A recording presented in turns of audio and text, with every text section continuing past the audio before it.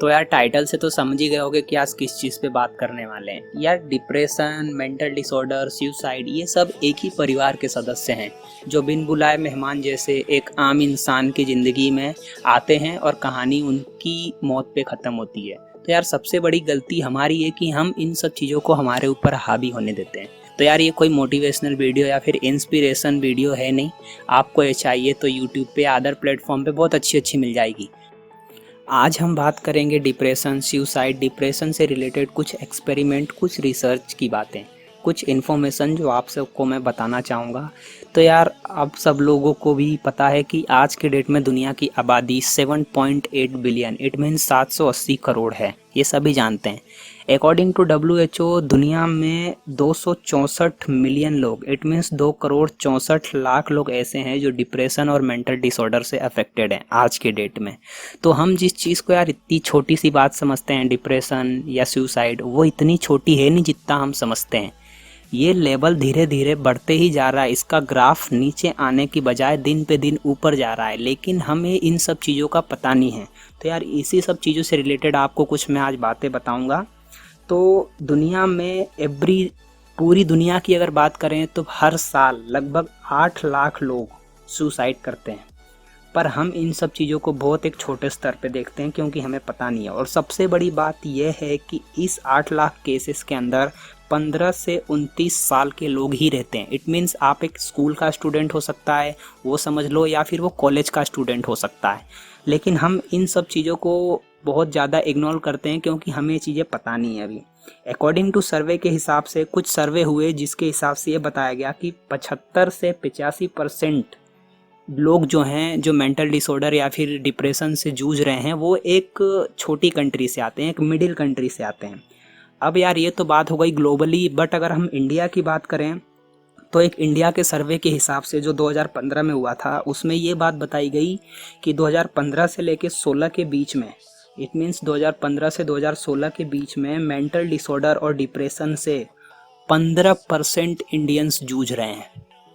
आप सोच सकते हो 15% इंडियंस का मतलब कितना होता है।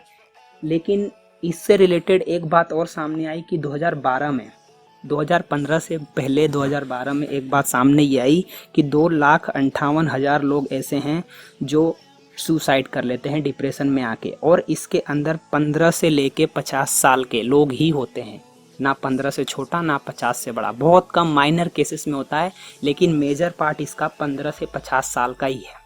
समझ सकते हो आप कि इस बीमारी का सबसे ज़्यादा असर एक स्टूडेंट के ऊपर पड़ रहा है।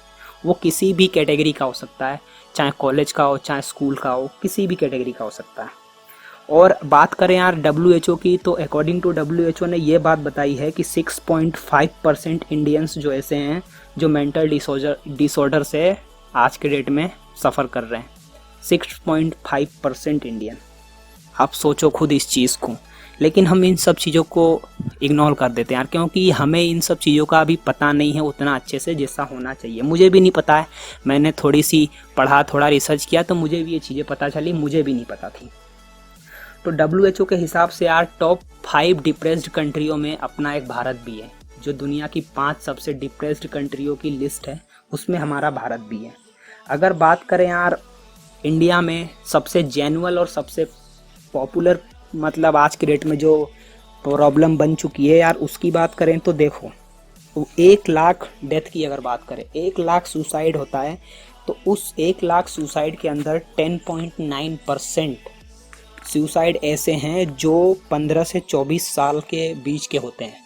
तो यार बार बार यहाँ पे वही चीज़ आ रहा है, 15 से 25 साल, 35 से 50 साल, ठीक है, 15 से 29 साल। तो आप समझो इस चीज़ का सबसे ज़्यादा असर एक स्टूडेंट पे पड़ रहा है। इसीलिए दुनिया की बड़ी बड़ी एजेंसीज, चाहे वो नेशनल हो चाहे इंटरनेशनल हो, ऑर्गेनाइजेशन, इस चीज़ पे आज उनके लिए एक बहुत बड़ा चैलेंज बन चुका है कि आने वाले वक्त में हम इस चीज़ों को कम कैसे कर सकते हैं।